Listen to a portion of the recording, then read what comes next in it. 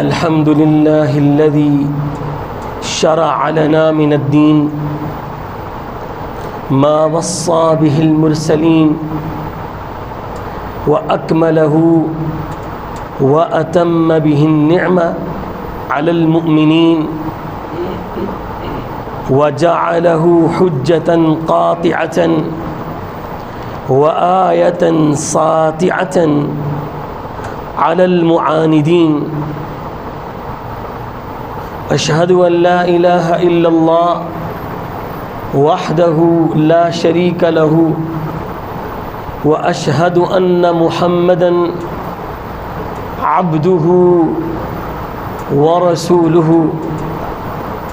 أما بعد فإن خير الحديث كتاب الله وخير الهدي هدي محمد صلى الله عليه وسلم. ألا إن شر الأمور محدثاتها وكل محدثة بدعة وكل بدعة ضلالة وكل ضلالة في النار. اللهم صل على محمد وعلى آل محمد كما صليت على إبراهيم وعلى آل إبراهيم إنك حميد مجيد. اللهم بارك على محمد وعلى آل محمد كما باركت على إبراهيم وعلى آل إبراهيم إنك حميد مجيد. اللهم انفعنا بما علمتنا وعلمنا ما ينفعنا وزدنا علما. اللهم فقهنا في الدين وعلمنا التأويل. رب اشرح لي صدري ويسر لي أمري واحلل عقدة من لساني يفقه قولي. أعوذ بالله السميع العليم من الشيطان الرجيم. بسم الله الرحمن الرحيم. قل إن صلاتي ونسكي ومحياي ومماتي لله رب العالمين. صدق اللہ العظیم. تمام قسم کی تعریفیں اللہ احکم الحاکمین کے لیے ہیں. درود و سلام امام الہدا، امام الانبیاء، خاتم النبیین والمرسلین، میرے اور آپ کے رہبر و رہنما جناب محمد الرسول اللہ صلی اللہ علیہ وسلم کی ذات گرامی قدر پر. محترم بھائیوں، زندگی مصائب و آلام، مشکلات اور صعوبتوں کا نام ہے. اگر وہ صعوبتیں بطور آزمائش اللہ رب العالمین کی طرف سے ہوں اور انسان اس امتحان میں کامیاب ہو جائے تو اس سے بڑھ کر کسی قسم کی کوئی سعادت مندی نہیں ہے. اور اگر انسان ان آزمائشوں میں ناکام ہو جائے تو اس سے بڑھ کر گھاٹا اور خسارہ نہیں ہے. حضرت ابراہیم علیہ السلام کی سیرت، آپ کی حیات مبارکہ اور آپ کی پوری زندگی مصائب و آلام پریشانیوں میں گزری، اور انہوں نے جب بھی اللہ نے آزمایا انہوں نے امتحان میں پورے نمبر لے کر دکھائے اور اپنے رب کو راضی کیا۔ حضرت ابراہیم علیہ السلام کی زندگی بچپن سے لے کر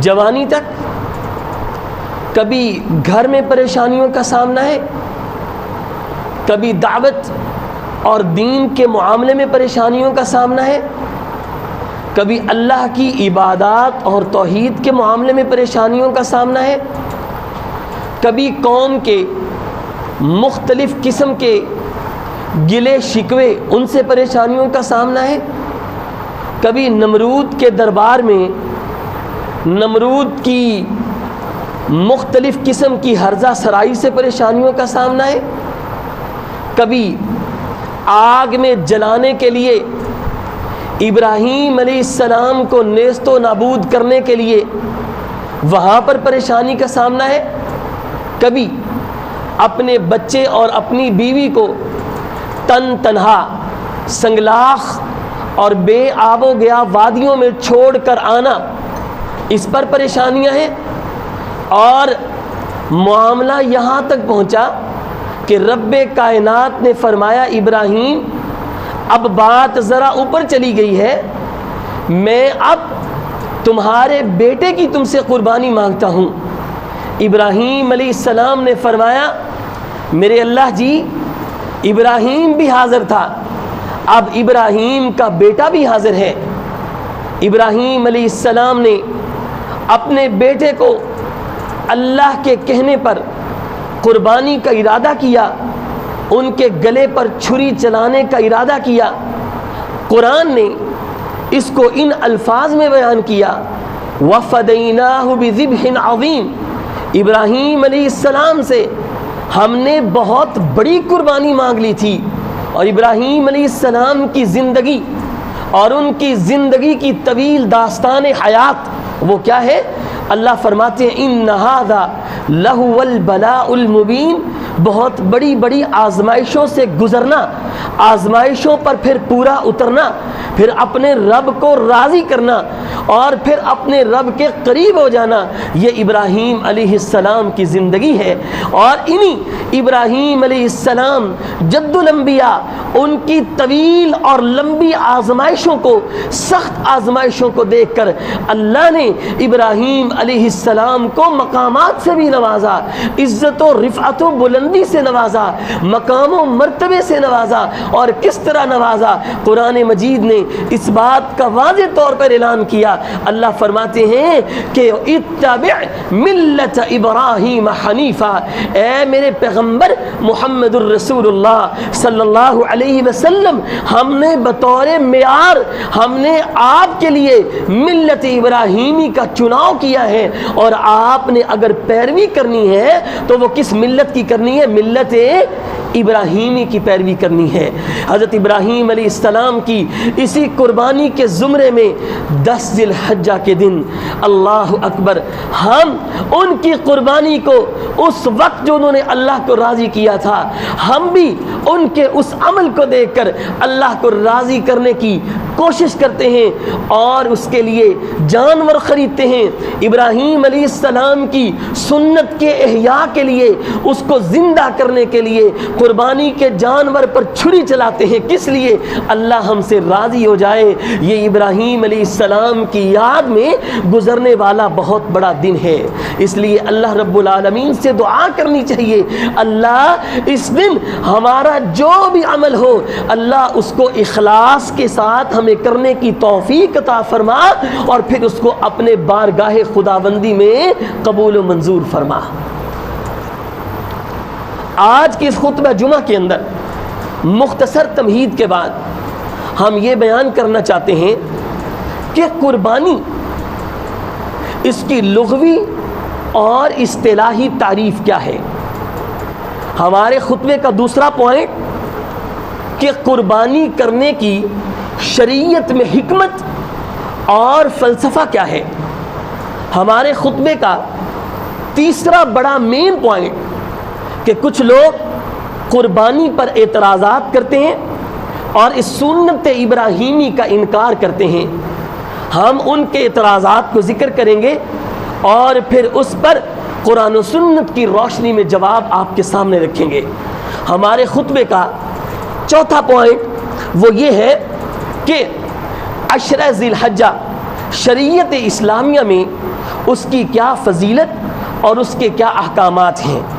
پھر اس کے بعد ہمارے خطبے کا جو اگلا پوائنٹ ہے وہ ہوگا کہ قربانی جو ہے کرنے والا انسان وہ کن کن چیزوں سے پرہیز کرے گا اور اجتناب کرے گا. آج کے خطبے کا پہلا جو ہمارا عنصر ہے اور پہلا پوائنٹ کہ قربانی کی لغوی اور اصطلاحی تعریف کیا ہے. قربانی کرتے ہیں، جانور خریدتے ہیں، اس کو ذبح کرتے ہیں، گوشت تقسیم کرتے ہیں، لیکن اس قربانی کی جو اصل لغوی اور اصطلاحی تعریف اور وجہ تسمیہ ہے اس کے بارے میں ناواقف ہیں. اس لیے سب سے پہلے میں یہ بیان کرنا چاہتا ہوں کہ عربی زبان میں قربانی کے لیے 3 لفظ استعمال ہوتے ہیں. پہلا لفظ الاضاحی، دوسرا لفظ الضحایا اور تیسرا لفظ الاضحیہ. یہ 3 لفظ عربی زبان میں قربانی کے لیے استعمال ہوتے ہیں اور ان کا معنی کیا لغوی طور پر؟ جانور کو ذبح کرنا، جانور کو ذبح کرنا. امام ابن حمام اپنی کتاب فتح القدیر میں اور امام بہوتی ان کی کتاب کشف القناع اس کے اندر وہ قربانی کی اصطلاحی تعریف کرتے ہوئے کہتے ہیں، فرماتے ہیں یما یذبح من النعم تقربا الی اللہ تعالی من یوم العید الی آخر ایام التشریق، کہ عید الاضحیٰ کے پہلے دن سے لے کر ایام تشریق کے آخری دن تک اللہ رب العالمین کا تقرب حاصل کرنے کے لیے، اللہ کو راضی کرنے کے لیے جانور کو اللہ کے نام کے لیے ذبح کرنا قربانی کہلاتا ہے. اور الموسوعۃ الفقیہ کے اندر جو تعریف ہے وہ یہ ہے، اسم لما یذکا من النعم تقربا الی اللہ تعالی فی ایام النحر بشرائط مخصوصۃ. ایام نحر میں، قربانی کے دنوں میں مخصوص شرائط کے ساتھ اللہ رب العالمین کا تقرب حاصل کرنے کے لیے جانور کو ذبح کرنا، اس کے گلے پر چھری چلانا، یہ عمل شریعت اسلامیہ میں قربانی کہلاتا ہے. یہ قربانی کی اصطلاحی تعریف ہے. اب قربانی کی ہمارا دوسرا عنصر، قربانی کی حکمت کیا ہے؟ قربانی کو شریعت نے ہمارے اوپر کیوں لازم قرار دیا ہے؟ آخر اس کی حکمتیں، اس کی علتیں، اس کے تقاضے، اس کے فلسفے، اور پھر یہی نہیں بلکہ قربانی کے مقاصد اور اسباب کیا ہیں؟ سب سے پہلا قربانی کرنے کا جو مقصد ہے وہ ہے تقرب الی اللہ.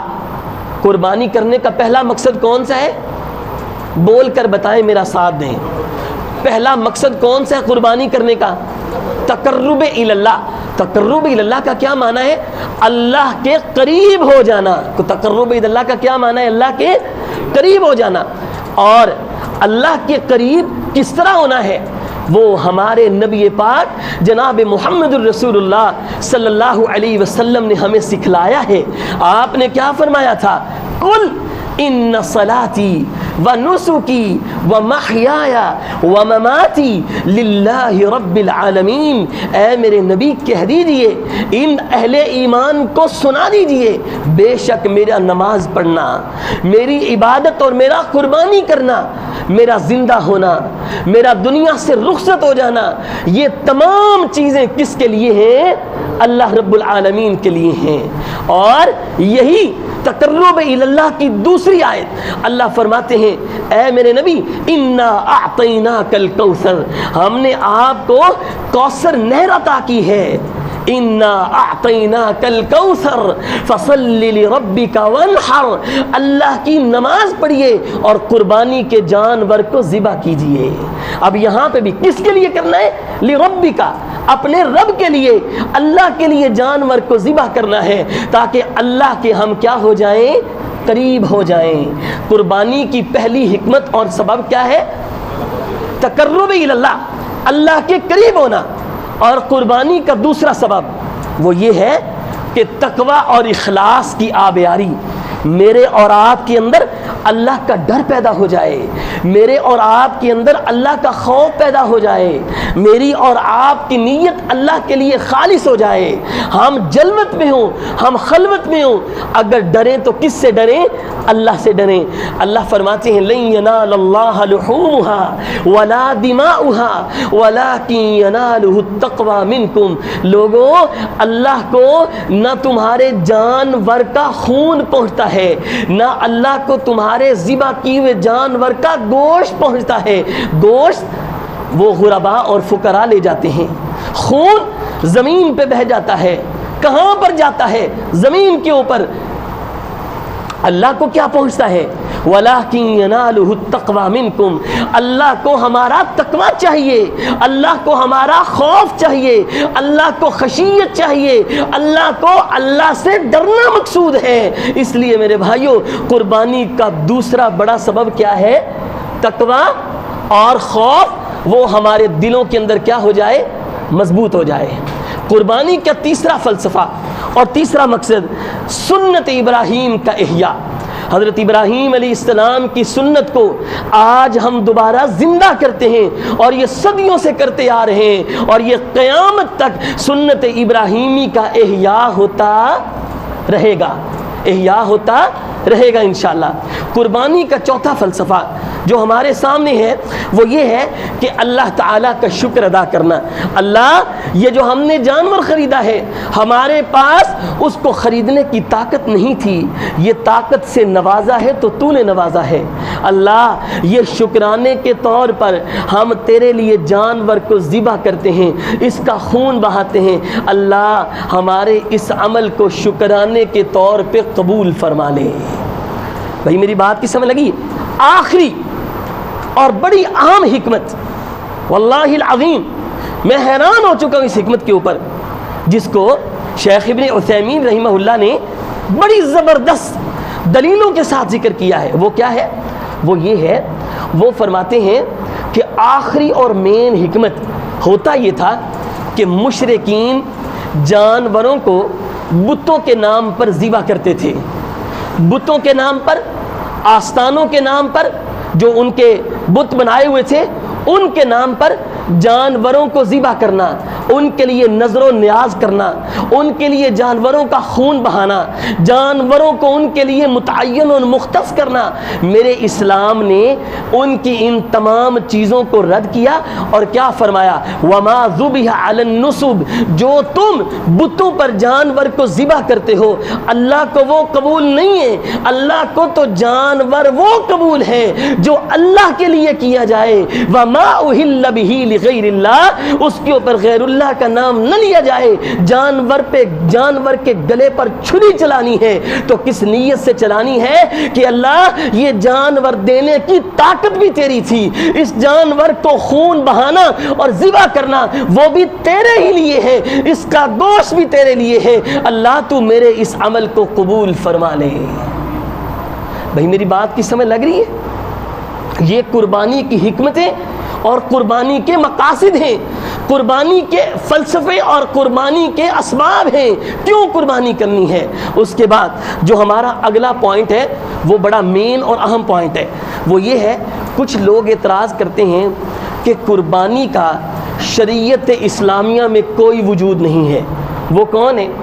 ان میں سے کچھ لوگ انکار حدیث کے حامل ہیں، منکرین حدیث میں سے، جو حدیث کا انکار کرتے ہیں، جو کہتے ہیں ہمارے لیے بس قرآن ہی کافی ہے، قرآن کے ہوتے ہوئے ہمیں حدیث کی ضرورت نہیں ہے۔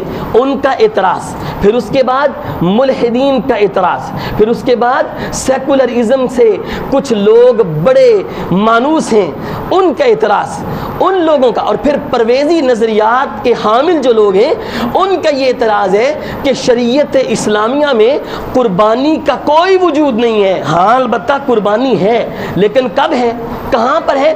ان کا کہنا ہے کہ قربانی صرف حجاج کرام کے لیے مینا میں دینا ضروری ہے، عام حالات میں، عام گھروں میں گھر گھر جانور کو ذبح کرنا شریعت اسلامیہ میں اس کا کوئی وجود نہیں ہے۔ یہ ان کا اعتراض ہے۔ بھائی سمجھ لگ رہی ہے اعتراض کی؟ اعتراض ان کا کیا ہے؟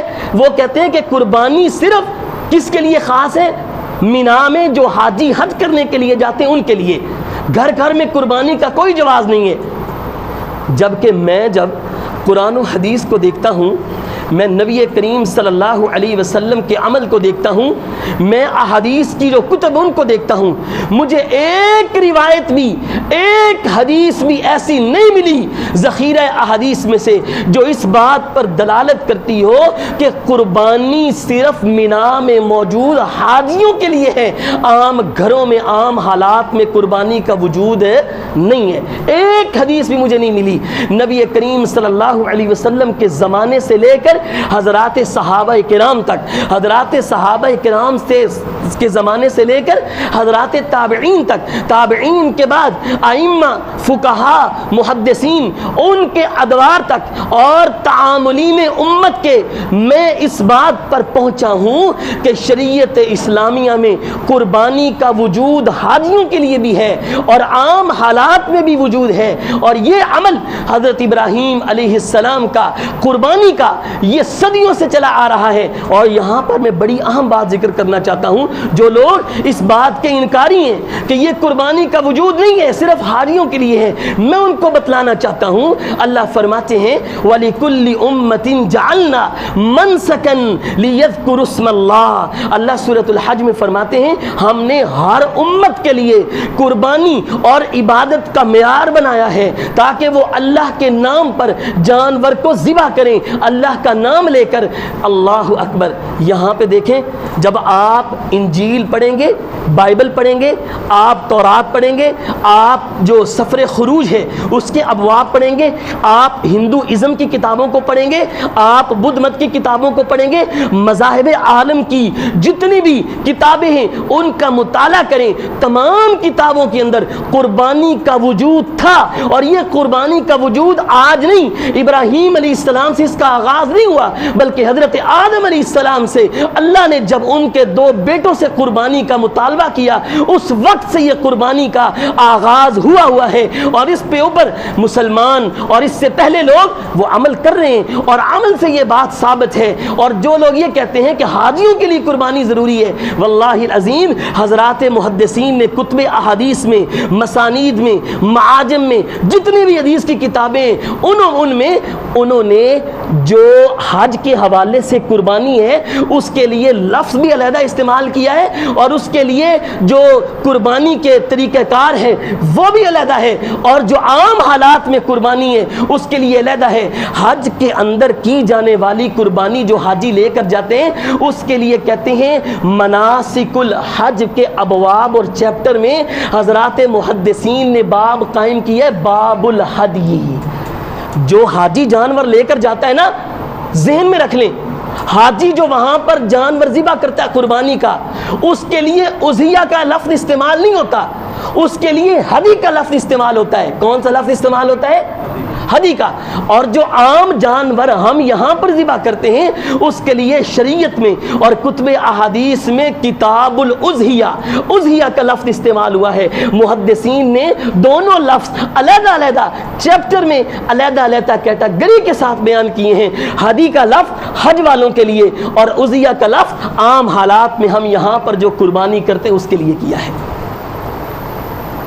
دوسری بات ان کا اعتراض وہ یہ ہے کہ قربانی جو ہے یہ جانوروں پر ظلم و ستم ہے، سنگ دلی ہے، بے رحمی ہے، اور یہ اسلام کا ایک ظالمانہ عمل ہے جس کے اوپر مسلمان عمل کرتے ہیں۔ کیوں جی؟ بات کی سمجھ آ رہی ہے؟ بات کی سمجھ آ رہی ہے؟ اعتراض جو ان کا دوسرا اس کی سمجھ آ رہی ہے؟ آپ میرا ساتھ نہیں دیں گے تو بات آگے نہیں بڑھے گی۔ بات کی سمجھ آ رہی ہے؟ ان کا دوسرا اعتراض یہ ہے کہ قربانی کرنا، جانوروں کا خون بہانا، یہ ظلم و ستم ہے، سنگ دلی ہے، بے رحمی ہے، اور یہ اسلام کا نظام بہت زیادہ نعوذ باللہ وحشیانہ ہے۔ میں جب قرآن و حدیث پہ غور کرتا ہوں، واللہ العظیم، اللہ تو نے کتنا عظیم اسلام ہمیں عطا کیا ہے، اور اللہ تو نے کتنا ہمیں کریم اور رؤوف الرحیم اور رحمت للعالمین نبی ہمیں عطا فرمایا ہے۔ آپ کے علم میں ہے کہ میرے نبی انسانوں پر رحمت للعالمین نہیں تھے اور رؤوف الرحیم نہیں تھے، بلکہ میرے نبی تو جانوروں کے لیے بھی رحمت للعالمین تھے، جانوروں کے لیے بھی رؤوف الرحیم تھے۔ میرے اسلام نے جو جانوروں کے بارے میں ہمیں تعلیمات دی ہیں وہ کیا ہے؟ واللہ العظیم میرے سامنے یہ حدیث ہے، اور اس حدیث کو حضرات امام حاکم اپنی مستدرک کے اندر، اور امام احمد اپنی مسند امام احمد کے اندر، اور امام ابو یعلا اپنی مسند ابو یعلا کے اندر بیان کرتے ہیں۔ حدیث کیا ہے؟ اللہ کے رسول گزر رہے تھے، آپ نے ایک اونٹ کو دیکھا، وہ اونٹ آپ کو دیکھ کر بلبلایا، رونے لگا۔ آپ توجہ میری طرف کیجئے گا، اللہ کے رسول صلی اللہ علیہ وسلم نے کس کو دیکھا؟ اونٹ کو دیکھا۔ جب اونٹ کو دیکھا، اونٹ آپ کو دیکھ کر رونے لگا، بلبلانے لگا۔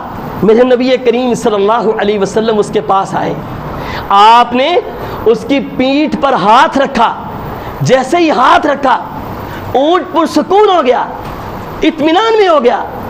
میرے نبی کریم صلی اللہ علیہ وسلم نے اس اونٹ کے مالک کا پتہ کروایا، اس کو بلوایا، اس سے کہا یہ اونٹ تمہارا ہے؟ اس نے کہا جی ہاں۔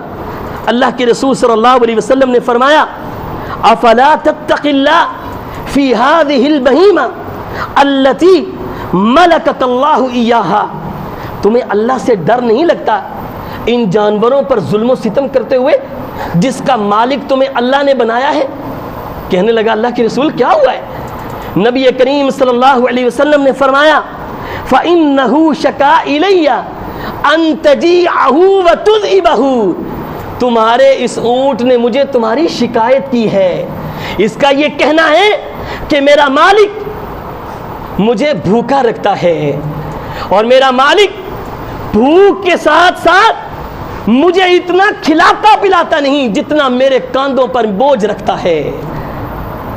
میرے نبی کریم صلی اللہ علیہ وسلم نے فرمایا لوگو وَلَا تَتَّخِذُوهَا كَرَاسِيَّ، جانوروں کے اوپر صرف سفر کرنے کے لیے مت بیٹھو، ان کو کرسی کی جگہ نہ بناؤ۔ جانور اگر تم نے رکھے ہوئے ہیں تو پھر ان کے حقوق کا بھی خیال کرو۔ ایک دوسری حدیث کے اندر اللہ کے رسول صلی اللہ علیہ وسلم نے کیا فرمایا؟ آپ نے فرمایا ایاکم ان تتخذوا ظہور دوابکم منابرا، لوگو اپنے جانوروں کو منبر مت بناؤ کہ تم ان کے اوپر بیٹھ کر سفر کرتے ہو، ان کو بطور سواری استعمال کرتے ہو، اور یہ تمہارا ان کے اوپر بہت بڑا حق ہے۔ اگر اللہ نے اس کو تمہارے تابع کیا ہے کذالک سخرناها لعلکم تشکرون، لوگوں یہ جانور ہم نے تمہارے تابع اور مسخر کیے ہیں، ان کو مسخر کرنے کا مقصد یہ ہے کہ تم اللہ کے شکر گزار بندے بن جاؤ۔ اگر یہ اللہ نے تمہیں عطا کیے ہیں تو ان کے حقوق کی حفاظت کرو۔ وہ عورت جس نے بلی رکھی ہوئی تھی وہ اس کو بھوکا باندھ کر مارتی تھی، اللہ کے رسول نے فرمایا قیامت کے دن اس عورت کو، اس جانور کو عذاب دینے کی وجہ سے، سزا دینے کی وجہ سے اللہ آگ میں ڈالے گا۔ میرے بھائی مجھے بتائیں، میرے اسلام کا نظام تو اتنا عظیم نظام ہے۔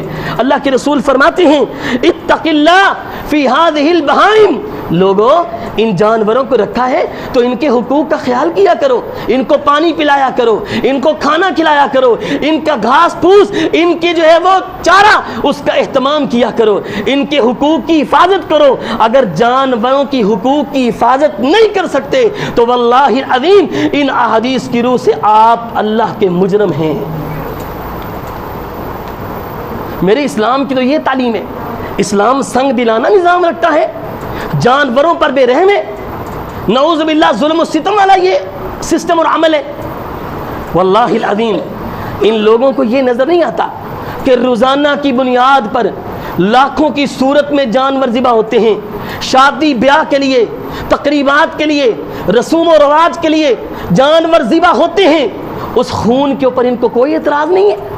اگر یہ سمجھتے ہیں کہ یہ ہم زندگیوں کا نقصان کر رہے ہیں، ہم یہ زندگیوں کو اجاڑ رہے ہیں اور نسل کی جو ہے وہ ہم کمی کر رہے ہیں، تو مجھے بتائیں، میں اور آپ، سائنس اور میڈیکل یہ کہتی ہے کہ میرے اور آپ کے اوپر بھی اس وقت جراثیم ہیں، اور ہم ان جراثیموں کو طرح طرح کے انداز سے ختم کرتے ہیں، اور سائنس یہ تسلیم کرتی ہے ان جراثیموں کے اندر حیاتیات ہے، زندگی ان کی۔ آپ جب پانی لیتے ہیں، ایک گلاس پانی کے اندر ہزاروں کی تعداد میں جراثیم ہوتے ہیں، اور آپ جب اس پانی کو نہانے کے لیے گرم کرتے ہیں، آپ ان جراثیم کا خاتمہ نہیں کرتے؟ کیا ان کی زندگی ہم تباہ نہیں کر رہے؟ سائنس تو کہتی ہے، میڈیکل تو کہتی ہے کہ ان جراثیموں کے اندر بھی اللہ نے حیاتیات رکھی ہوئی ہے، زندگی ان کی۔ جب آپ درختوں کو کاٹتے ہیں، جب آپ گھاس کو کاٹتے ہیں، جب آپ گندم کو کاٹتے ہیں، جب آپ فصل کو کاٹتے ہیں، جب آپ چارے کو کاٹتے ہیں، آپ جب کسی پارک کی یا روڈ سے صفائی کرتے ہیں اور گھاس پھوس کو کاٹ کاٹ کے کاٹتے ہیں، اس وقت انہیں ظلم و ستم دکھائی نہیں دیتا؟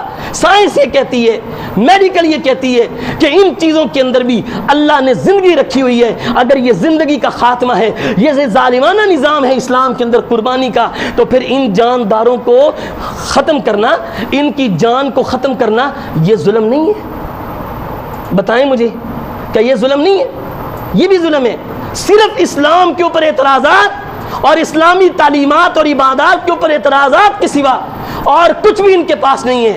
میرے بھائیو، ان کا تیسرا بڑا اعتراض، کہتے ہیں کہ یہ جو جانور کو خریدنا، اس کے اوپر پیسے لگانا، پھر اس کے اوپر جو ہے وہ اس کو بہت زیادہ جانور جو ہے اس کے اوپر پیسے لگانا، خرید و فروخت کرنا، اربوں روپے اس کے اوپر لگتے ہیں، یہ بہتر ہے کہ اس کو کسی فلاحی کام میں لگایا جائے۔ یہ اس طرح کرنے سے بہتر ہے کہ غریبوں کی مدد کی جائے، اس طرح کرنے سے بہتر ہے کہ روزگار اچھا کیا جائے، اس طرح کرنے سے بہتر ہے کہ شادی بیاہ کی جائے۔ مجھے بتائیں، اگر یہ بات اس طرح ہے، آپ کو پتہ ہے پاکستان میں یا پوری دنیا میں دو بڑی انڈسٹری، ایک انڈسٹری جو ہے وہ کیٹل انڈسٹری ہے اور دوسری انڈسٹری فارمنگ انڈسٹری ہے۔ یہ ایسی دو انڈسٹری ہیں جن کے ساتھ چھوٹے طبقے کے جو کسان ہیں وہ تمام کے تمام جڑے ہوئے ہیں، اور ان کا روزگار بھی ان دو انڈسٹریوں کے ساتھ جڑا ہوا ہے، ایک کیٹل انڈسٹری اور ایک فارمنگ انڈسٹری۔ اور اب میں یہ کہتا ہوں کہ اگر اس میں کسانوں کا نقصان ہے یا لوگوں کا نقصان ہے، تو مجھے بتائیں، سب سے پہلی بات، غربت اس طرح ختم نہیں ہوتی۔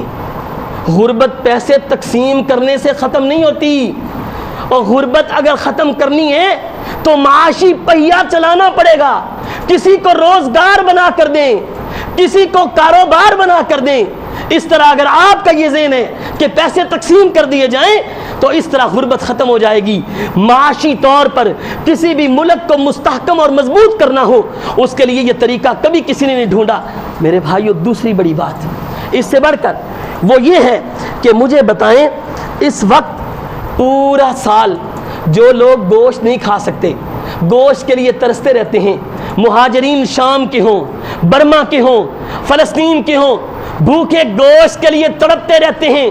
اور اللہ کی قسم، آج کل کرونا کے حالات میں اور بھی ایسے مستحق لوگ ہیں، فقراء لوگ ہیں، بلکہ کچھ علاقوں میں تو گوشت کی یہ صورتحال ہے، افریقہ کے اندر، افریقی ممالک کے اندر، اللہ کی قسم ہمیں مدینہ یونیورسٹی میں میرے دوست نے بتلایا، وہ کہتے ہیں وہاں پر جانوروں کی قلت کی وجہ سے لوگ گوشت کھانے کے لیے مسلمان ہونے کے باوجود حرام جانور کو پکڑتے ہیں، اس کو ذبح کرتے ہیں، اس کا گوشت کھاتے ہیں۔ میرے بھائیوں، یہاں پر جو لوگ مستحق ہیں، جو سالہ سال گوشت کبھی کبھار خریدنا ہوتا ہے، آدھا کلو گوشت لینے کے لیے دکان پر آتے ہیں، ان کو اگر وافر مقدار میں گوشت مل جائے تو تمہیں کیا پرابلم ہے، کیا مسئلہ ہے؟ مجھے بتائیں۔ اس کے ساتھ ساتھ دوسری بڑی بات میں یہ کہتا ہوں کہ لیدر پروڈکٹس جو ہیں، جوتے اور اسی طرح جو جیکٹیں اور بھی بہت ساری چیزیں، وہ ہمیں انہی قربانی کے جانوروں سے میسر ہوتی ہیں، اور اس سے ملک کا کاروبار بہتر ہوتا یا نہیں ہوتا؟ ہوتا یا نہیں ہوتا؟ پھر اس کے بعد جب جانور کو لیا جاتا ہے، اس کے نقل و حمل، ادھر سے لے کر آنا، ادھر لے کر جانا، دوسرے شہر میں لانا، دوسری منڈی میں لے کر جانا، اور وہ کیا وہاں سے پیدل لاتے ہیں یا کوئی اور صورت ہے وہ ہوا میں اڑا کر لے کر جاتے ہیں؟ گاڑیوں میں لے کر جاتے ہیں نا، بسوں میں، ٹرکوں میں لے کر جاتے ہیں۔ تو وہ جب ان کی نقل و حمل ہوتی ہے تو اس سے فائدہ نہیں ہوتا لوگوں کو؟ کرایہ نہیں آتا، پیسے نہیں آتے، وہ کیا فی سبیل اللہ چھوڑتے ہیں؟ میرے بھائیوں، قربانی کے اندر غربت نہیں ہے، قربانی غربت نہیں دیتی، قربانی کبھی بھی افلاس کا نظام نہیں لے کر آتی۔ قربانی کے اندر اللہ نے لوگوں کے لیے بہت سارے مواقع رکھے ہوئے ہیں، فوائد رکھے ہوئے ہیں، ہر طرح کے فوائد ہیں۔ یہ لوگ جو اس طرح کے اعتراضات کرتے ہیں کہ قربانی کا نظام ظالمانہ ہے، قربانی کے اندر غربت آتی ہے، یہ ہوتا ہے، فلاں ہوتا ہے، ان کے اعتراضات کا شریعت اسلامیہ میں کسی طرح کا کوئی وجود نہیں ہے۔ اور ہم یہ دیکھتے ہیں کہ اللہ کے قرآن سے، نبی کریم صلی اللہ علیہ وسلم کی حدیث سے، حضرات صحابہ کرام کے عمل سے، تابعین کے عمل سے، بعد والے ادوار کے عمل سے، یہ عمل قربانی کا تواتر کے ساتھ چلا آ رہا ہے، کسی نے اس کا انکار نہیں کیا۔ اور آج بھی جو عقلی ادلہ کی بنیاد پر نقلی ادلہ کو چھوڑ کر اعتراض کرے گا، ہم اس کے اعتراض کا کبھی بھی اس کو قبول نہیں کریں گے، اور بلکہ ان اعتراضات کا ہم کیا کریں گے؟ جواب پیش کریں گے، ہم قرآن و سنت کی روشنی میں جواب پیش کریں گے۔ اللہ رب العالمین سے دعا ہے اللہ ہمارے اعمال کو قبول فرمائے۔ اللہ رب العالمین قربانی کے حوالے سے ہم جانور خریدیں، اس کے اندر اللہ رب العالمین ذبح کرنے کے بعد ہماری اس قربانی کو اللہ قبول فرمائے۔ الحمدللہ نحمدہ ونستعینہ ونستغفرہ، اما بعد۔ دوسری بات، عشرہ ذو الحجہ کے حوالے سے اللہ نے قرآن مجید میں مہینوں کی تعداد 12 ذکر کی ہے۔ ان عدۃ الشہور عند اللہ 12 شہرا فی کتاب اللہ، اللہ کے قرآن میں مہینوں کی تعداد 12 ہے۔ منہا 4 حرم، ان 12 مہینوں میں سے 4 مہینے حرمت والے ہیں۔ اب یہاں پہ میں ان سے پوچھتا ہوں جو اعتراض کرتے ہیں قربانی والے، مجھے بتائیں قرآن نے 12 مہینے تو ذکر کیے ہیں، ان کے نام کیا ہیں؟ وہ کون کون سے مہینے؟ کیا قرآن نے کہیں بھی کسی صورت کسی آیت میں ذکر کیے؟ نہیں ذکر کیے۔ ان کا نام جاننے کے لیے ہمیں آٹومیٹک قرآن کے دوسرے رخ، قرآن کی تفسیر اور توضیح بیان کرنے والے میرے اور آپ کے نبی جناب محمد الرسول اللہ صلی اللہ علیہ وسلم کی طرف آنا پڑے گا۔ آپ نے ان مہینوں کو بتلایا، فرمایا کہ ان حرمت والے مہینے کون کون سے ہیں؟ قرآن نے ذکر نہیں کیے، ان میں سے فرمایا 3 متوالیات، 3 مہینے جو لگاتار اور پے در پے ہیں، 3 مہینے، ان میں ایک ہے ذوالقعدہ، دوسرا ذوالحجہ، اور تیسرا محرم، اور چوتھا مہینہ رجب۔ حرمت والے مہینے کتنے ہیں؟ 4۔ کون کون سے؟ ذوالقعدہ، ذوالحجہ، محرم، اور چوتھا کون سا ہے؟ رجب۔ دوبارہ ذوالقعدہ، ذوالحجہ، محرم، اور چوتھا حرمت والا مہینہ کون سا ہے؟ رجب۔ اور یہ جو ذوالحجہ ہے، یہ مہینہ اور اس مہینے کے خاص کر کے پہلے جو 10 دن ہیں وہ اتنی فضیلت کی حامل ہیں، اتنی اہمیت کی حامل ہیں کہ نبی کریم صلی اللہ علیہ وسلم نے فرمایا کہ جب آپ دوسرے دنوں میں عمل کرتے ہیں اور ایک طرف ان 10 دنوں میں عمل کرتے ہیں، دوسرے دنوں کے عمل اور یہ 10 دنوں میں سے ان میں عمل کیا جانے والا وہ برابر نہیں ہو سکتے۔ اللہ کے رسول صلی اللہ علیہ وسلم نے فرمایا ان 10 دنوں میں عمل کرنا وہ اللہ کو بہت زیادہ پسند اور محبوب ہے۔ لوگوں نے پوچھا، صحابہ نے، اللہ کے رسول ولل جہاد فی سبیل اللہ، اللہ کے راستے میں مجاہد، جہاد کرنے والا، اپنی جان ہتھیلی پر اپنے مال کو لے کر نکلنے والا، اللہ کے راستے میں جان کو قربان کرنے والا، کیا اس کے بھی عمل کی کوئی فضیلت نہیں 10 دنوں میں؟ اللہ کے رسول نے فرمایا ہاں بالکل کوئی فضیلت نہیں ہے، ان 10 دنوں کے اندر عمل کرنے والے کے برابر نہیں ہو سکتی۔ وَلَلْ جِهَادُ فِي سَبِيلِ اللَّهِ إِلَّا رَجُلٌ خَرَجَ بِنَفْسِهِ وَمَالِهِ فَلَمْ يَرْجِعْ بِذَلِكَ بِشَيْءٍ، مگر وہ مجاہد جو اپنی جان لے کر نکلتا ہے، اپنا مال لے کر نکلتا ہے، لیکن وہاں پر واپس نہیں لوٹتا، اللہ کے راستے میں شہید ہو جاتا ہے، اس کے عمل کی فضیلت تو ہو سکتی ہے، لیکن عمومی طور پر ان 10 دنوں میں کیے جانے والے عمل ان کا مقابلہ باقی دن کر سکتے نہیں۔ یہ نبی کریم صلی اللہ علیہ وسلم اللہ کے رسول نے فرمایا افضل ایام الدنیا ایام العشر، دنیا کے افضل ترین اعمال میں سے اگر کوئی سب سے اللہ کو محبوب اور پیارے اعمال لگتے ہیں تو وہ ان 10 دنوں کے اندر لگتے ہیں۔ اور ان 10 دنوں کے اندر واللہ العظیم میں جب حدیث کو دیکھتا ہوں، اللہ کے رسول نے فرمایا فَأَكْثِرُوا فِيهِ التَّحْلِيلَ وَالتَّكْبِيرَ وَالتَّحْمِيدَ، میرے صحابہ ان 10 دنوں میں اللہ کی حمد و ثنا بیان کرو، اللہ کی کبریائی بیان کرو، اللہ کی تقدیس بیان کرو، اللہ رب العالمین کی تعریفیں کرو، اور اللہ اکبر۔ حضرات صحابہ کرام کا یہ معمول تھا، واللہ العظیم حضرت عبداللہ بن عمر اور حضرت ابو ہریرہ کان یخرجان الی السوق، جب بازار میں جاتے تو بازار میں جاتے ہوئے حدیث کے الفاظ یہ ہیں کہ یکبران فی ایام التشریق، ایام تشریق کے دنوں میں بلند آواز سے بازار میں تکبیر کہتے، اللہ کی کبریائی بیان کرتے، اور ان کے اس عمل کو دیکھ کر پورا بازار تجارت کا مرکز وَيُكَبِّرُ النَّاسُ بِهِمَا جَمِيعًا، تمام لوگ اللہ کی تحمید و تقدیس میں، اللہ رب العالمین کی کبریائی بیان کرنے میں، اللہ کی تحلیل و تقدیس بیان کرنے میں شروع ہو جاتے، ان کا ساتھ دیتے۔ میرے بھائی ان 10 دنوں میں اللہ کی حمد بیان کریں، اللہ کی تقدیس بیان کریں، اللہ اکبر اللہ اکبر لا الہ الا اللہ واللہ اکبر اللہ اکبر وللہ الحمد، اللہ کی کبریائی کے ترانے گونج اٹھے بازاروں سے، ہمارے گھروں سے، ہماری مساجد سے۔ اس لیے اللہ رب العالمین سے دعا کریں کہ یہ جو 10 ذی الحجہ کے 1 سے لے کر 10 ذی الحجہ تک یہ جو ابتدائی دن ہیں ذی الحجہ کے، اللہ رب العالمین ہمیں ان میں بہت زیادہ عمل کرنے کی توفیق عطا فرمائے۔ کان سعید بن جبیر اذا دخل العشر یجتہد اجتہادا کثیرا، جب ان 10 دنوں کا آغاز ہوتا تو حضرت امام سعید بن جبیر بہت زیادہ محنت کے ساتھ، بہت زیادہ مشقت کے ساتھ اللہ کے ساتھ لو لگا لیتے اور اللہ کی عبادت میں مصروف ہو جاتے۔ اللہ رب العالمین ہمارے اعمال کو قبول فرمائے، اللہ رب العالمین ہمیں ان 10 دنوں میں زیادہ سے زیادہ عبادت کرنے کی توفیق نصیب فرمائے، اور اللہ رب العالمین ہمیں ان 10 دنوں میں خاص کر کے 9 ذی الحجہ کو روزہ رکھنے کی توفیق نصیب فرمائے، جو یوم عرفہ کا دن ہے۔ اللہ کے رسول صلی اللہ علیہ وسلم نے فرمایا 10 ذی الحجہ کا، اللہ کے رسول صلی اللہ علیہ وسلم نے فرمایا کہ صیام یوم عرفہ یکفر السنہ والماضیہ والباقیہ، کہ عرفہ کے دن کا روزہ رکھنا وہ 1 سال گزرے ہوئے اور 1 سال آنے کے گناہوں کو کیا کر دیتا ہے؟ معاف کر دیتا ہے۔ اللہ رب العالمین سے دعا ہے اللہ ہمیں یوم عرفہ کا روزہ رکھنے کی بھی توفیق نصیب فرمائے۔ اور ایک بہن آئی تھی جمعے سے پہلے، ان کا بھائی آج کرونا کی وجہ سے اس کو ہاسپٹل میں لے گئے، طبیعت بہت زیادہ خراب ہے، ان کے لیے بھی دعا کریں اللہ تعالیٰ ان کے بھائی کو مکمل صحت و عافیت سے نوازے۔ اور ہمارے حاجی صاحب حاجی صدیق صاحب، ان کی اہلیہ کے لیے بھی دعا کریں اللہ رب العالمین ان کی اہلیہ کو بھی مکمل صحت یاب کریں۔ اور جتنے بھی مسلمان بیمار ہیں گھروں میں اسپتالوں میں، اللہ تمام بیماروں کو شفائے کاملہ نصیب فرمائے۔ وما علیہ الا البلاغ المبین۔